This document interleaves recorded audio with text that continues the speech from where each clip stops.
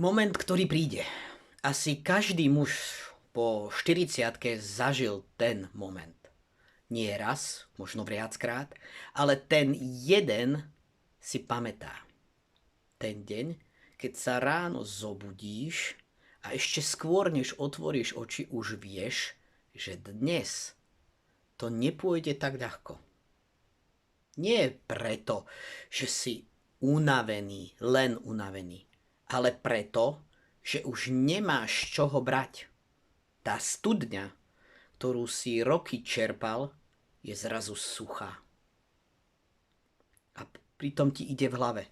Práca čaká, rodina čaká, svet čaká. A ty nemáš čo dať. Si prázdny, si vyčerpaný. A v hlave ti beží taká tá jedna myšlienka. Ja už nemôžem, nevládzem. A potom príde tá druhá, tichšia. Ale je omnoho naliehavejšia a silnejšia. A ide ti hlavou. Ale musím.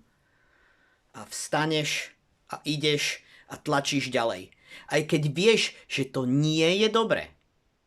Volám sa Emanuel Holub a toto je kvantový energetický moment. Myslíš si, že je to slabosť? Poďme bez ilúzie. Ten moment už nemôže byť iný.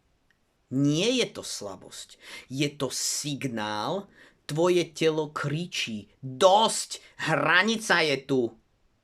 Ak nespomalíš, narazíš. V prírode je to jednoduché. Zviera to ovláda. Keď je vyčerpané, spomalí, lahne si. Rastlina bez vody zvedne.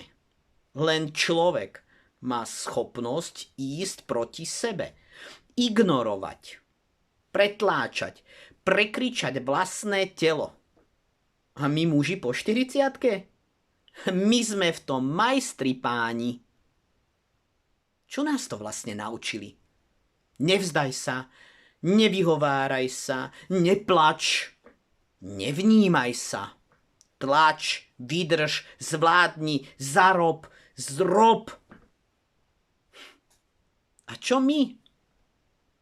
My to robíme. Robíme to roky, tak ako nás to naučili. Až kým nepríde ten moment, keď telo za nás povie dosť. Príde ten infarkt, vyhorenie, kolaps, vysoký krvný tlak a neviem aké choroby, vážne choroby. Proste kolaps. To nie sú náhody. To sú účty, ktoré si telo príde vybrať. A ty ho musíš zaplatiť, aj keď sa ti nechce. Aký je prvý krok, ktorý nechceš spraviť? A možno chceš. Prvý krok je najťažší. Prvá vec. Priznať si to. Nie je dôležité to priznať pred svetom, ale sám pred sebou. Som na hrane, nevládzem, takto to ďalej nemôže ísť, takto to ďalej nechcem. A vieš čo? Toto je možno tá najúprimnejšia veta, akú si za posledné roky povedal. A vlastne, čo ak je to jediná poctivá vec, ktorú si za posledné roky povedal? Toto nie je prehra. Toto je začiatok. A je tu druhý krok. A dokonca je ťažší ako ten prvý. Zastaviť sa. V predchádzajúcich videách KEM som hovoril, zastav sa, nadýchni si, daj si minútku. To funguje, keď si unavený. Ale teraz ty nie si unavený. Ty si prázdny, si na hranici. A dokonca možno až za ňou. A na to minúta nestačí. Potrebuješ naozaj zastaviť. Nie na 5 minút. Nie na hodinu, Ale tak dlho, ako to daná situácia dovolí, deň, 2 týždne, možno aj mesiac, potrebuješ vypnúť telefón, vypnúť povinnosti, vypnúť ten svet tam vonku. Ja viem, čo ti teraz beží v hlave. To nejde. Prečo to podľa teba nejde? A zase idú tie odpovede. Mám rodinu, mám prácu, mám zodpovednosť. Jasné, dobre, rozumiem.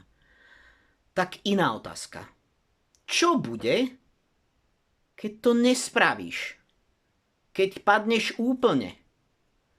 Keď tvoje telo vypne? Kto sa potom postará o tvoju rodinu? Kto potom urobí tú dôležitú prácu? Kto bude ten, ktorý zaplatí tvoju hypotéku? Niekedy je najzodpovednejšou vecou, ktorú môžeš urobiť, je zastaviť sa. Nie preto, že si slabý, ale preto, že si konečne prestal klamať sám seba. Práve preto, že si dosť silný na to, aby si priznal, že si len človek. Prečo malé zastavenia nefungujú? A prečo nestačia? Tak a teraz si povieš, veď robím, čo si povedal v KEM. Malé zastavenia počas dňa, dých, pauza, návrat do tela. A teraz hovoríš, že malé zastavenia nestačia? Tak čo je teda pravda? Pravda je, že stačia. A pravda je, že aj nestačia. Stačia, keď ich robíš pravidelne, dlhodobo, vedome a hlavne zavčas. Nestačia, keď si už na dne za hranicou a proste pred kolapsom. Vtedy malé zastavenia sa musia stať súčasťou radikálnej veľkej zmeny, veľkého zastavenia. Vtedy treba reset. Treba sa načúvať, počúvať. Samozrejme, treba sa vrátiť k základom. Dých, telo, prítomnosť. Ale najprv začneš tým, že nič nerobíš. Začneš byť. Nechaj systém, aby sa pomaly upokojil, aby prestal bojovať, aby si uvedomil, že nie je ohrozený života. Aj keď sa na chvíľu zastaví. Proste si v bezpečí. Poznáš otázky, ktoré všetko zmenia?